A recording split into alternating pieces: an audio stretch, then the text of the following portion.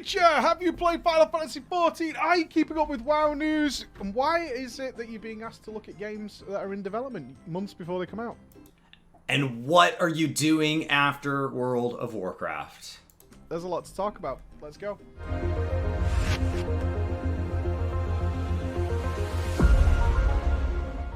Before we get into the details, this video is brought to you by King's Bounty 2. More than happy to talk to these guys. King's Bounty was the first game that ever got me into open world RPGs. Back when I was a little boy on the Sega Mega Drive. That's the Genesis for Team USA. And King's Bounty 2 is launching this week, and we are going to be able to play it early, as well as show you some exciting upcoming footage of it. You're going to get to choose from 3 primary characters in this big narrative open world RPG. You're going to get Ava, Catherine, and Eliza that come with their own classes. You're going to be able to talent spec them out, build their own armor sets, but more importantly, you're going to be able to travel the land of Nostria, where you're going to get to recruit an entire army to your side, and that army is what you're going to use in this turn-based combat that you'll find throughout the world. You can decide to have dogs, archers. I know a completely different way. I've seen Co-Carnage play this, so I've seen a little bit of this being covered, and yeah, one more game worth considering For yourselves. Preacher, what has it been like since you stopped covering World of Warcraft? So weird, dudes. So weird. I have all these like habits that are built into my fingers that I can't get rid of. Like every morning I still check MMO Champion. I still check over on the WoW subreddit, see what's going on. I can't help it. Keeping up with the news, a lot of stuff coming out. And as you can see, one of the reasons I stopped covering World of Warcraft is so much coverage of World of Warcraft now is entirely negative, and I don't want that in my life. I am more than happy to not have that in my life and just be like, oh, I've got to make a video on this now.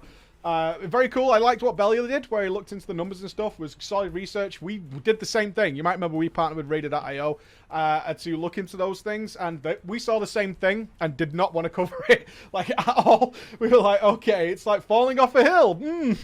This is just not, and I don't want to make negative videos. I never want to do that. So yeah, it looks pretty real to us. Backs up what we were seeing. Only 10% of people are raiding. That makes total sense. Like the big effect of Shadowlands has been on the raiders. Like people always get surprised by that stuff. Like, oh well, you should stop making content for raiders. No, just stop driving the raiders out of the game would be a good idea to get those things done. But cool to see they're doing some cosmetic stuff too. You don't have to stop making content for any one group of people. You have to start making content for everybody else. So you don't have to drive one group out to satisfy everybody else. This is not like, you know, the percentage of people they're losing. They're not all raiders. You're losing people across the board, and it's not all just content based. You have a mess going on outside of game. So, you know, I'm seeing in chat, like, was Preach... So my understanding is Preach at this point is quit. He did say that he was going to stop covering it, but then keep raiding for like 1 or 2 more weeks because there were some people in his guild that needed their clear of the final boss. And, you know, there is some animosity between him and some portion of Blizzard because some of them are frustrated with... they felt that interviews that they've given in the past reflected on them poorly, and it seemed like, you know, some of them felt like they weren't directly calling it out, but they were speaking of Preach's interview with Ian Hesychostas, where because that interview did not work out favorably for Ian among the community, it was believed that, you know, maybe they should be more careful with who they screen. But my understanding is that Preach did reach out. They gave him some topics they wanted to cover, and as a result... He wrote out questions very detailed around topics they weren't going to cover, and then he wrote kind of softballed questions to get them into the areas they wanted to talk about. And one of the things he talked about in his post-interview analysis is he wished he'd kind of gone back and finished up a little more thoroughly on some of the subjects they said they were going to talk about because he wanted more information, and he just assumed they were going to give it. His interview, the things that Ian said that got him in trouble with the community were not things that were baited or trapped.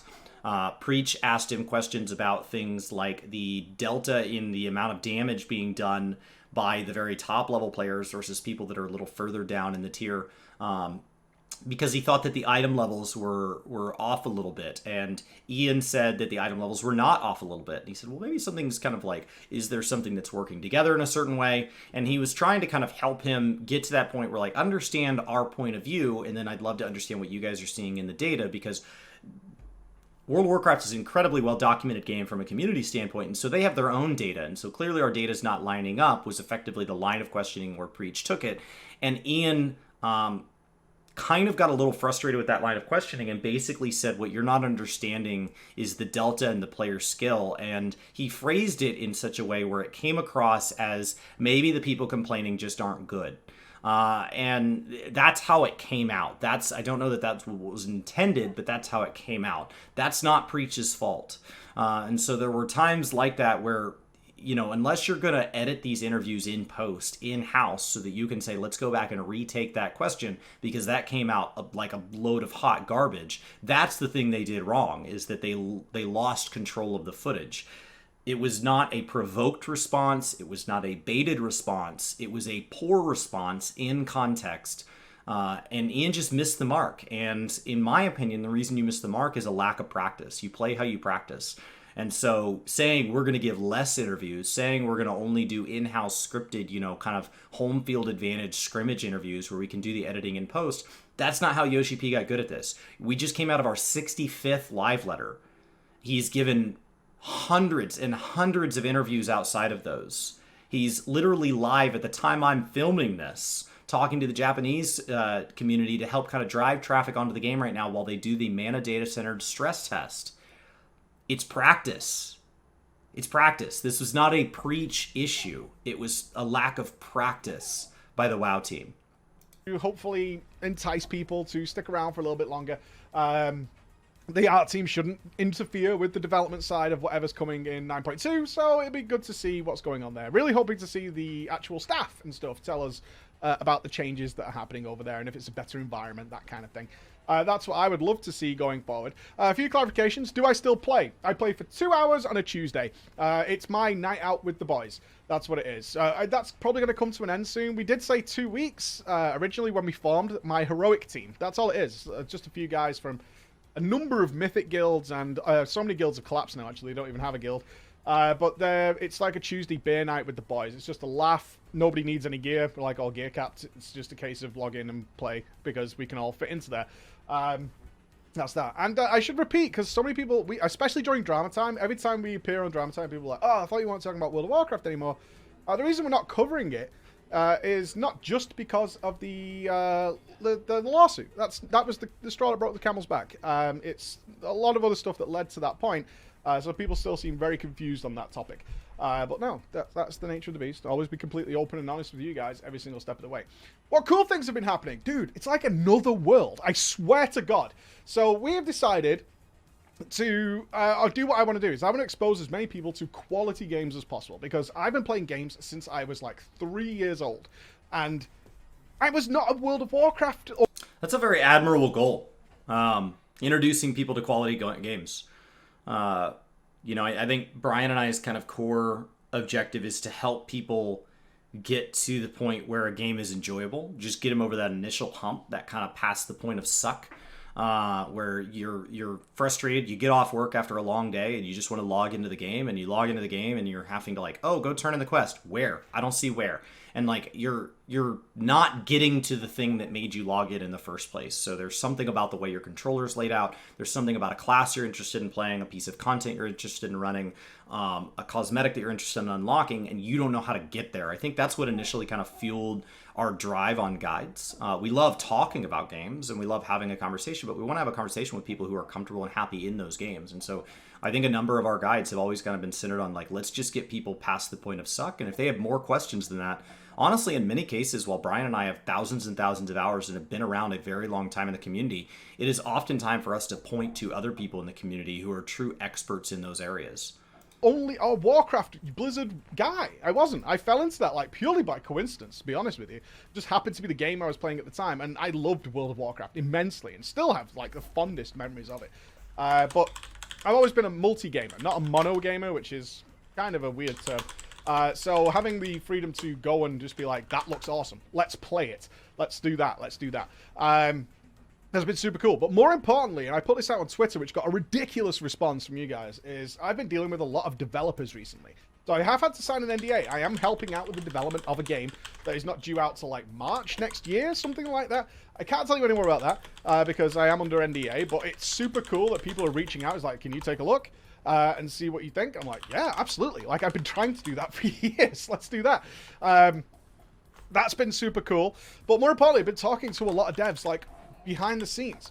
And I've tried to draw attention to that as much as possible, because the difference, I cannot tell you, the absolute difference between my dealings with Blizzard and the dealings with these other developers has just been like... So, like, to put some context on that, in the fairness of Blizzard, because, you know, I cover Final Fantasy as my primary game, and while I believe the devs are well-intentioned and we all love and adore them, Square Enix is not always good at communicating with the community on an individual basis. Whether it be a content creator or customer support, they are not always good at the micro scale of communication. They're incredibly good at the macro, and they try very, very hard. And Blizzard, I think, happens to be bad at both. And so it's easy for us to go, well, we're frustrated at all forms of communication. But what I will say, the marked difference in companies like Square Enix and Blizzard versus him dealing with these newer companies, or dealing with companies that are just now becoming larger over the last, let's say, 5 or 10 years and have not been around for quite a while. So like Guild Wars 2 as a team, as well as some of these newer MMOs coming on, things like New World. What makes them better at reaching out to content creators or responding to individual complaints on places like Twitter or in customer service is that companies like Blizzard and Final Fantasy XIV scaled up at a time when content creation wasn't really a thing. It really wasn't there. And so you weren't dealing with... there was no Twitter. There was really no YouTube like it is now. There was no Twitch like it is now. Forums were it, and there were forum posts, and that was really the bulk of it. There weren't these like Discords and subreddit communities popping up and being their own cultures and their own communities that have their own thoughts and impressions and feelings, as well as content creators that become kind of, you know, representatives of those that could kind of lifted up by people that agree with at least a portion of their views. And so I think a lot of it is to kind of cut Blizzard and Square Enix and lump them in this way, because I think in this way they both have areas that they could improve. To kind of say it's so easy to deal with them and so easy to communicate with them is I think they have the tools to do so. I think they're a lot better about thinking about what that needs to look like, because I can tell you, as somebody who has been in contact with Square Enix in the past, and as somebody who has met many Blizzard employees, I think they're just not equipped, and they grew to a size where now they would have to build out such a large team to do that, as opposed to some of these smaller indie studios are like, oh, we should have one person on staff that becomes really good at that thing, and then maybe that'll become 2 people, and so it can grow very organically and be more baked into the formula. Like, ridiculous. Absolutely ridiculous when it comes to just having a fun conversation about all working to the same thing. I often felt, and I've put this out many times, it's like Blizzard always felt like we were the enemy. Like we were like angry and upset and just like, or wanted too much. I remember, you guys probably remember. I think the basis of that enemy thing comes down from a lack of rejoicing in the content creators' successes. Blizzard keeps relatively hands-off. So once again, to kind of defend Blizzard in this comment, immediately after that one, at FanFest 2 years ago, Ian was asked if they would ever worry more about the balance of, they were worried about the world first. They were asked a question, I believe it was in context of like the world first having buggy bosses and things like that. Do they want to lean more in and make a better world first experience for raiding? And Ian's response was, this game is not centered on the race for world first and never will be. The raid content is meant to be enjoyed by all raiders, not just the ones who want to do it competitively. Not only do we have no interest in being involved officially with the race for world first, but you do not want us in charge of the race to world first. You want that to remain a community and fan-based event. And so I thought that was a really good response. And what I think they mean by that is that there are these kind of community things, and what ends up happening is Blizzard communicates so rarely that when a content creator does something bad, then that's all we hear about, is that they're frustrated that Asmongold or whoever is driving the narrative around this kind of Final Fantasy stuff, or that Preach, botched their interview or whatever they think happened. We hear their frustrations because frustrations are loud, and they're the only thing they've said. I think the difference between them and Final Fantasy, when Final Fantasy has done things like put a ban on Arthur's or put a ban on Xenos, who are both very large Final Fantasy 14 creators that play other games as well, but very large when they play 14 and are very well versed in 14 and have a very strong 14 community backing them. When they do that, or when they miss the mark for certain communities that were frustrated with the rollout of the Fat Black Chocobo campaign, or were frustrated with public response to things around the Raubon Extreme, is first of all, they try to understand where that came from and at least have a sympathetic ear and say, we understand. But they never address the Fat Black Chocobo campaign. They don't address bans publicly very often. They did address a ban on an artist a while back. They addressed that one publicly, but those are rare. And so even if we only hold ourselves to examples of times where Square Enix kept silent on the matter, what I would say at that point when they keep silent is that it gets washed out by the fact that they rejoice. The fact that they regularly give interviews. They gave an interview to Frosty, who runs Mog Talk, and at the beginning of the interview, when he thanked them for their time, they said, we've always really enjoyed Mog Talk, and then they gave some specific examples.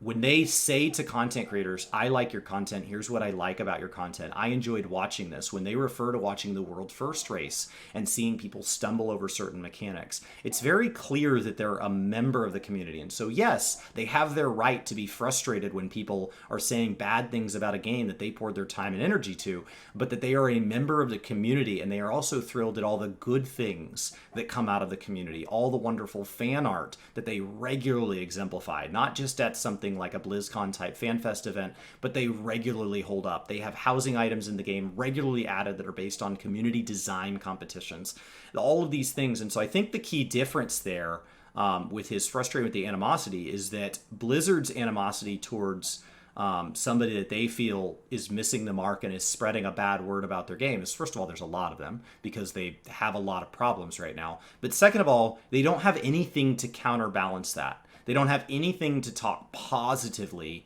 about what the community does in the way that Final Fantasy does.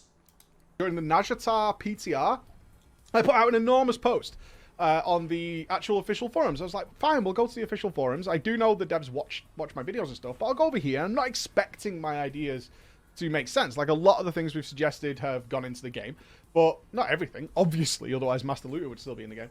But I put a big thing about RPG stuff, because I love RPGs. I absolutely love RPGs. My favorite one of all time is Divinity Original Sin 2. Crisp game. Go and play it. But I was like, this, Nashita is such a cool opportunity for so many RPG things. And I spoke to somebody at BlizzCon about it, and they were like, yeah, it's not really the direction we're going. And then the next expansion is like, we're doing all this RPG stuff. And I was like, what? So weird. And it took like 5 or 6 years. I think it was 6 years before I ever spoke to somebody at Blizzard. Which is fine. I don't expect to be spoken to by anybody at all. But it was like, the impression was like, the hand of God was approaching you. That's how it felt at the time. It was like the hand of God is approaching you. Flip to now, where last week we covered like 5 different games. And I know the YouTube views are down. That's okay, man. That's okay in my book. Like, I'm happy with what we're doing, and we're going to get better at it. I know most of my audience just cares about MMOs or like big fancy RPGs. I don't know the infrastructure that supports Preach, but I do know that's one of the issues when you talk about like people who have called for Bellular to make a Final Fantasy channel and people that are confused why he still has a World of Warcraft channel. When you look at this, many of these creators, like I know Preach has staff. Many of these creators have staff behind them that are part-time or full-time. And so pivoting like that and saying, I know the views are down, it's not that big of a deal, tells me that financially they were ready for the hit, which is good, but that doesn't mean it's good news. So it is something like they're going to have to get better. They're going to have to try to kind of do that. So for people that are fans of Preach and want to support them, making that extra effort to watch more of their content and tell them what you like and what you don't like. Watch it, and if you don't like it, tell them why. Tell them that you don't like the way they covered that particular game, or that that's not a genre for you. You've got to inform them if you want to see them have success, because at this point they are going to make a hard pivot. Thankfully, he's more prepared for it, and that they have covered some variety in the past, and so they're more prepared for it than some of these more exclusive World of Warcraft creators who have made the full-time jump.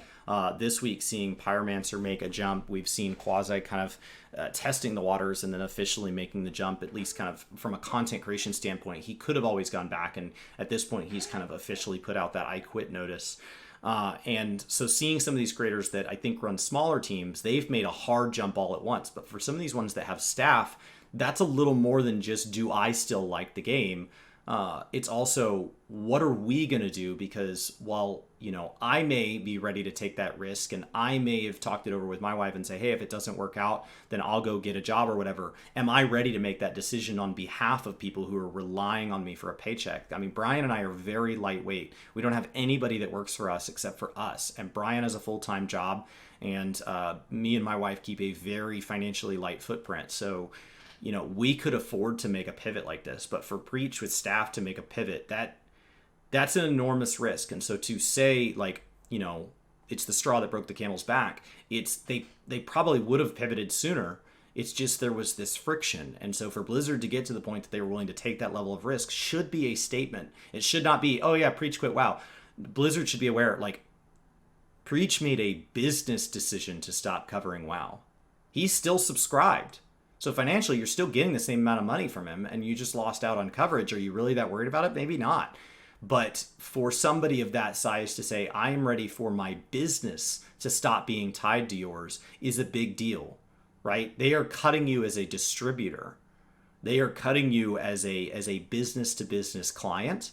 That's a big loss. Even if financially it doesn't look like that in the short term, seeing people like this, and not just any one of them, but seeing a trend of content creators quitting the game should be a big deal. Then seeing the players in droves quit the game should be a big deal. It would be nice to live in a world where they could individually care about each and every subscriber and each and every content creator in an exactly fair way, or whatever that looks like. But at this point, when you take buckets of players, whole communities of players, and they're quitting, if you don't have time to care about any one person quitting, you've got to care about communities quitting. And when you see community leaders like Preach quitting, that also has to be on your radar.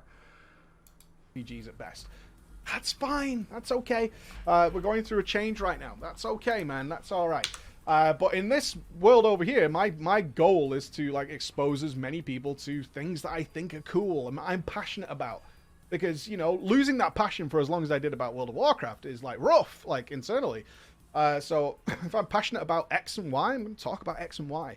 And hopefully pass that passion and maybe catch your eye over there into the things that I create. That makes me super, super happy. But in that time, I've been talking to these devs who are like, it's just, they care so much. Like, it's crazy. Not to say Blizzard doesn't care, but the way they show that is just magnificent. Magnificent. And I can't use a better word for it. It's just getting involved, digging deep. It's astounding. The game I've been playing on Fridays after we finish our first 2 hours of stream every day, where we kind of watch and react to videos, is I've been playing Guild Wars 2. And while Guild Wars 2 lacks a lot of the polish that I get when I play Final Fantasy XIV, and when I see their things, their equivalent of live letters, they lack a lot of the finesse that I see Final Fantasy has through just more practice at it. There are aspects of it. There are, this raw essence that I am really, really impressed with. And while people who've been in their community for a long time can, of course, point to the flaws and the frustrations, I will tell you, as a new player, as a stark contrast, I encourage those players to go out and look at what else is in the market and be aware that Guild Wars is doing some truly astounding stuff. Speaking of astounding stuff, I do want to stop and real quick in the middle of this say thank you to Lazy Swayze, Global Cooldown, Irish Red, and Aethys Rex for continuing to support us here on Twitch. When we find a problem, like, oh yeah, dude, I can give you an example. We were playing Grime recently, and the devs were there. They were watching us play, and they knew they'd made a blunder. And it was coming up. So when you get to the very last boss of the game, like, it's all been building to here, and it's got super difficult platforming. It's really hard to get to the very last boss. They have a ladder. Up goes to... It's just literally a ladder in front of you, and above you is the last boss, and below the ladder is a checkpoint. So if the last boss kills you, you don't have to redo this ridiculously hard platforming section. But you can't see it, right? You can't see what's above you, and you can't see what's below you. So when you get there, you're like... which way shall I go? Up or down? So I went up, which meant the last boss. And I died, obviously. First time, last boss. And then that meant I had to redo the whole platform section. And the devs are like, yeah, I tried to warn you. And they did. They actually warned me before I got there. It was like, please go down the ladder. Because they knew they'd made such an elementary blunder. in not really showing off what was there, that people would end up going to the last boss, getting their ass kicked, and have to redo this entire section, which wasn't the intention. They gave you a checkpoint, but you just couldn't see it. So it was one of those things where they were like, oh, we really fucked that up. Oh, well, you know, we're going to sort that out next time, and we're going to make sure we don't do that again in the future. I took it with, like, yeah, you know, it was a fucking stupid mistake, man, whatever. What it wasn't is, like, dead silence, you know, like, that's what... And that's honestly what impresses me about dev teams that make the effort. Is it's not just about saying that you listen and your ears are facing us. It's about you put down your phones for a second, you look me in the eye, you listen and hear me, and then you comprehend and you respond. And that response can be, I disagree with you, I'm not going to make that change. You know, you're lacking some context with some upcoming content. What you're asking for is a little bigger than I think anything we can take on right now is, because it affects some underlying systems that aren't in what you're referencing. Like, it can be filled with bad news in a response. It's a conversation. It does not need to have a predetermined outcome to still be considered a conversation. But what it can't be is me just shouting at a wall. And what I will say that smaller devs are doing better about building into their bureaucracies as they grow larger. Not saying only small companies can do this well. There are large companies doing this well. Is you have to create avenues and paths for that communication to take place. Because once the bureaucracy's grown so large, to get those paths into the point where the decisions are made, you're going to have to carve that path in. And carving that path into an established structure is not going to be comfortable. You're going to cut some people off at the knees. There's going to be some people who are told, yeah, sorry, that's not how we're doing things. We've got to create this listening path here. And you're going to create a very abrasive workplace while you make that change in that way, as opposed to a place that kind of baked that in from the very get-go. And so a lot of these younger, newer companies, ones who are just now seeing their first explosive growth, or who have been continually chipping away at that growth, like Guild Wars, have done a great job of kind of building in structures where they are at least attempting to listen. And it doesn't have to be that you're perfect at it. It has to be that there is some sort of mechanism that's allowing that to happen. We can work on improving the mechanism, but there has to be one there to start with. It is much easier to get better at listening, to get better at responding, than it is to start doing it in the first place. What I felt like sometimes with Blizz, it's like, hey, you kind of fucked up like benthic gems, right? Remember I asked Ian about it? And I gotta say, I know a lot of people hate Ian. I don't. Ian was always awesome with me, as was Josh and Morgan Day. When I spoke to these guys, they have that passion, they have that love. We don't always agree, but like, I don't have any hatred there. I just want to put that out because people believe that I hate them, and I'm like, I don't hate them at all. Like, I don't feel that way. He makes that clear at the beginning of every post-interview coverage too. While he disagrees with many of their opinions, he has immense respect for the WoW devs and does believe they work hard. He does believe they care. So a lot of these accusations of being lazy, or that they don't even play, they don't even care about their game, that is not at all what Preach puts out. He does have immense respect for them. He doesn't always agree with them, and he will ask them questions about systems that he thinks, should be better, because he clearly questions those decisions. But it is not because he thinks that they want the game to be bad or that they just don't give a crap. Way whatsoever. But they were like, yeah, we're going to, the next game we're totally going to sort something out. We might even patch something in to try and sort it out because it's a stupid thing. And they'd done it earlier as well with a quest that the wording was slightly off, so it led you in a completely wrong direction. They're like, yeah, people keep getting stuck here, we're going to fix it. What a goof. But like open and chit-chatty about it and talking to us afterwards and being like, let's work on a project in the future. And I'm like, yeah, absolutely. Let's do that. Let's make that happen. And the same again happened with the Forgotten City, where they were like, yeah, we could have done X and Y better. We could do this better. And we're working on it and we can't wait. But, we love to see how people are playing. And I think that was a big difference to the fact that I loved World of Warcraft. And never really felt that way back. Which is just, I'm not shitting on Blizzard, I'm just saying it's a different world. Like, being in this different world is crazy. It's really crazy, and it's so awesome to see, like, this fire to, like, move forward and get things done. And see what we can make happen there. So, very excited about that. People always ask me, like, about Final Fantasy XIV. Look, I get it. I'm not ready to jump into another MMO right now. Like, I've got New World coming, and I'm going to, like, check New World out. But I don't, as I said in my coverage of that game, I don't think it's going to last more than 2, 3, 4 weeks. and then the hype will die off that. All new MMOs suffer from this problem of having this longevity issue, and its endgame doesn't look particularly good, but the journey's going to be fine, and I'm fine to go on that journey. When it comes to Final Fantasy XIV, honestly, I'm just not ready to jump into that kind of commitment right now. I am so happy with these games that we're covering right now, which are like 4 or 5 days worth of gameplay that is absolutely immensely fun, super cool, super interesting, and then we move on to the next thing. That's really satiating a need that I love, that I've not had for a while because it's been like World of Warcraft every single day. So I'm taking a break from that before we jump into something like that. I'm not saying never to Final Fantasy XIV. Not doing that. But right now, it's not what I want, is just to go from MMO to MMO. Because it is a lot to bite off. It is a lot to chew, and there is something nice about something new. That first moment you see a load screen, you're understanding the control scheme. You're getting to see a dev's thought. You're getting to see a brand new thought. You get to see that thought play out and develop into a full system. You get to see that come to a conclusion. If it has a narrative element, you see that whole arc come to a close, and then it's done, and that chapter's complete. You've finished it. There's something nice about watching a mini-series versus watching a TV show that has 25 seasons. It's why many people like movies. It comes to a close. It's an hour and a half of my time, and I'm not going to leave it on a cliffhanger necessarily. I can literally just watch that one and then be done. And so I have time tonight. I'm not committing to having this time every single day of this day of the week, or every single one of these times moving forward. It's no. This is I'm just doing this today. I've been talking about that stuff for like 10 years. So taking that break has been fantastic. But I just want to say, honestly, from the bottom of my heart, is although not many of you are watching SideQuest right now, and it's building, which is great. It's like it's doing what it's supposed to do. And it will be bringing in a new audience. I just want to say, for those of you who are like overwhelmingly liking that video compared to our WoW stuff, we might get a video with like 150,000 views on World of Warcraft, but you might get 2-3K likes. We're seeing videos with like 10K views with like 2K likes. Like, thank you so much. You guys are awesome. And now we're getting this attention, and we're speaking, the team internally, like poor Nups, who works on our team, is just constantly now in talks with people for really cool projects that you guys are going to find out over the times, because people are like, hey, let's talk, let's do some stuff. And I'm like, yeah, let's do it, man.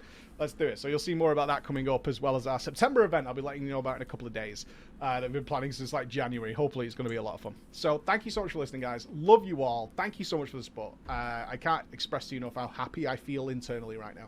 You guys are awesome. I'll see you soon. Bye-bye. Preacher!